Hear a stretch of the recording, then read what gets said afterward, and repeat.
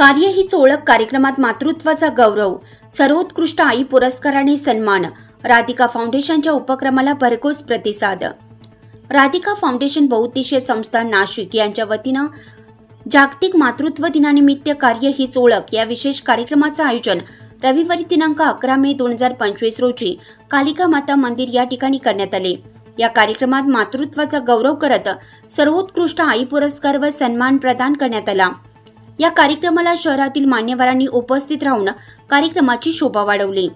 प्रमुख पाहुणे म्हणून श्रीमती पुष्पाबाई शर्मा, सौ नलिनी कड देशमुख, सौ डॉक्टर शोभा सातभाई, श्री केशव अण्णा पाटील, डॉक्टर राखी मोरे, डॉक्टर वैभवी पाटील, सौ प्रभा मुदडा, श्री जेकब अण्णा पिल्ले यांनी उपस्थित राहून मातृत्वाचे महत्त्व अधोरेखित केलं।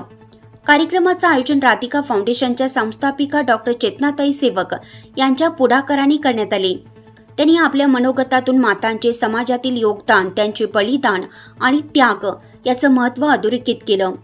कार्यक्रमात विविध क्षेत्रात मातृत्वाचा आदर्श ठरलेल्या मातांना सर्वोत्कृष्ट आई पुरस्कार देऊन गौरवण्यात आले।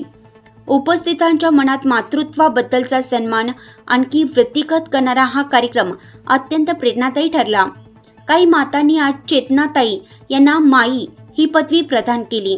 कार्यक्रमाचे सूत्रसंचालन आणि आयोजन अतिशय सुंदर पद्धतीने पार पडलं। उपस्थितांनी राधिका फाउंडेशनच्या उपक्रमाचे कौतुक करत संस्थेच्या भावी सामाजिक कार्यास शुभेच्छा दिल्या। सर्वप्रथम सर्व महिला वर्ग उपस्थित महिला वर्गांना मातृदिनाच्या खूप खूप शुभेच्छा। आज मातृदिन आहे। खूप महिला अशा आहेत की ज्यांना कधीच सन्मानित नाही करण्यात आलेलं आहे, त्यांना आज आपण राधिका फाउंडेशनच्या वतीने सन्मानित करत आहोत। तसेच की त्यांच्या चेहऱ्यावरचं हसू आपण कसं बघू, कारण की तळागाळातील महिला असतात की त्यांना पुरस्कार घेताना काय आनंद होतोय तो आज आपण त्यांच्या चेहऱ्यावर बघू शकतो आहे।